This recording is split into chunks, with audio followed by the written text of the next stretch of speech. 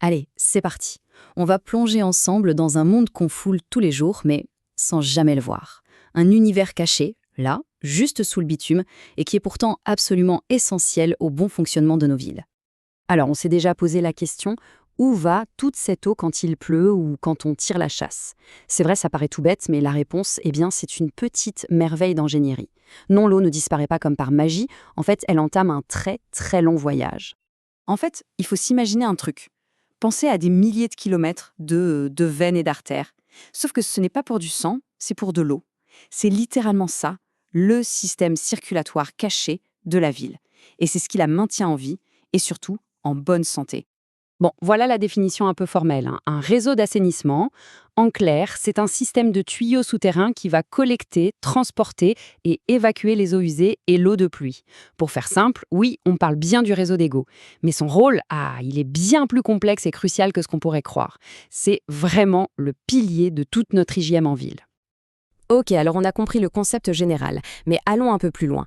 Au-delà des tuyaux et des canalisations, c'est quoi la vraie mission de ce système? Pourquoi est-ce si important? En fait, tout est lié, comme on le voit ici. Ce réseau, il a 4 missions, 4 objectifs qui sont vitaux. D'abord, protéger la santé publique. Évident, mais essentiel. Ensuite, préserver l'environnement. Ce n'est pas juste évacuer, c'est aussi traiter l'eau.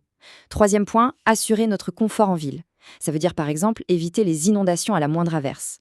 Et enfin, bien sûr, permettre le traitement de toutes nos eaux usées.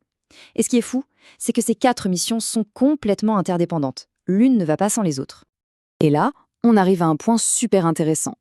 Une sorte de croisée des chemins pour les ingénieurs.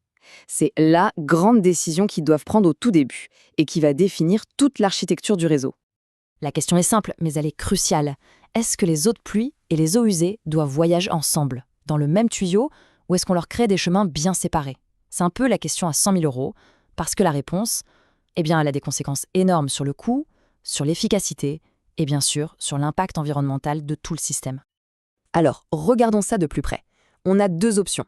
D'un côté, le système unitaire. C'est simple, tout va dans le même tuyau. Eaux usées, eau de pluie, hop, tout ensemble. L'avantage, c'est qu'il y a moins de canalisation à poser, donc c'est moins cher à l'installation. Le gros problème, c'est que pendant les gros orages, tout ce volume d'eau arrive d'un coup à la station d'épuration, elle est complètement débordée et du coup elle risque de rejeter de l'eau non traitée dans la nature. De l'autre côté, on a le système séparatif. Là, c'est 2 réseaux bien distincts.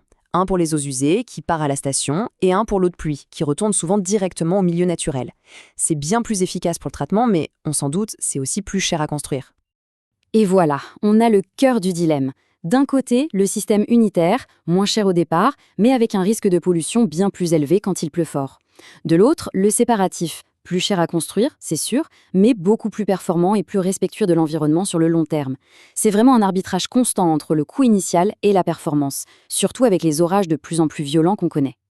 Maintenant qu'on a vu les 2 grandes philosophies de conception, unitaire ou séparatif, il est temps de mettre un peu les mains dans le cambouis, si on peut dire. On va disséquer cette incroyable machine souterraine et regarder de quoi elle est faite. Alors, le parcours de l'eau est jalonné de plusieurs éléments clés. D'abord, bien sûr, les canalisations, ce sont les autoroutes de l'eau. Ensuite, on a les regards de visite, ces plaques qu'on voit dans la rue, qui sont les points d'accès pour l'entretien. Parfois, l'eau doit être remontée et ça, c'est le rôle des stations de relevage, de véritables ascenseurs à eau. Et enfin, tout au bout, il y a l'exutoire. C'est la destination finale, là où l'eau est rejetée. Le principe de base qui fait fonctionner tout ça, il est d'une simplicité absolument géniale. La gravité. C'est tout. L'idée, c'est de laisser la nature faire le boulot. Pour ça, les ingénieurs construisent tout le réseau avec une pente très légère, mais continue. On parle de pente minuscule, parfois juste quelques millimètres pour 1 mètre de tuyau. Mais c'est suffisant pour que l'eau s'écoule toute seule, sans aucune pompe, sans consommer d'énergie. Malin, non? Oui, mais la gravité, ça a ses limites. Qu'est-ce qui se passe quand le terrain est tout plat? Ou pire, quand l'eau doit remonter une pente pour par exemple passer au-dessus d'une ligne de métro? On ne peut pas crever indéfiniment.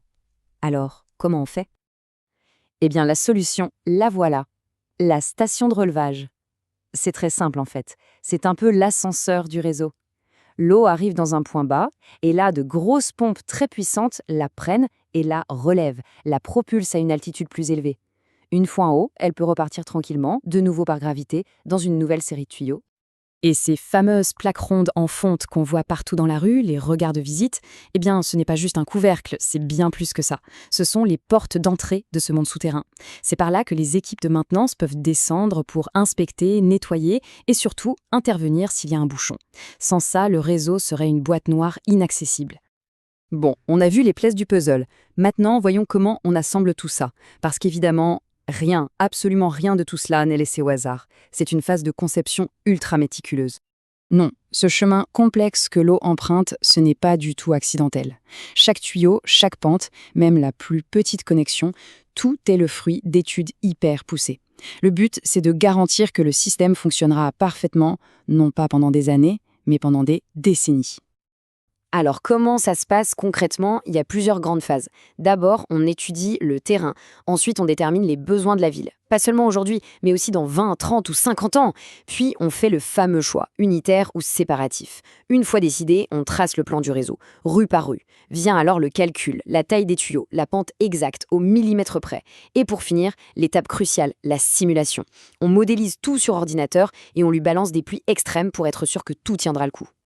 Et attention, c'est vraiment un travail d'horloger. Les ingénieurs suivent des règles ultra strictes. Par exemple, si la pente est trop faible, l'eau ne coule pas assez vite. Les déchets se déposent et paf, c'est le bouchon. Il faut une vitesse d'écoulement juste parfaite pour que le système soit autocureur, c'est-à-dire qu'il se nettoie tout seul. Tout est normé, tout est calculé pour que le système fonctionne 24 heures sur 24, 7 jours sur 7.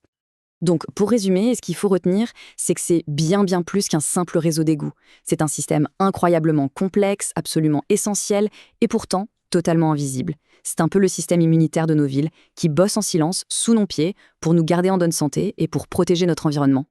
Et pour finir, une petite question à se poser. La prochaine fois qu'il pleut et qu'on marche dans la rue, juste une seconde, on peut se demander, l'eau qui ruisselle dans le caniveau, là, à côté, est-ce qu'elle va rejoindre l'eau de la douche dans un seul et même tuyau, ou est-ce que les deux suivent des chemins complètement séparés? La réponse, elle, on dit très long sur l'histoire, sur l'âge et sur l'ingénierie du quartier où on se trouve.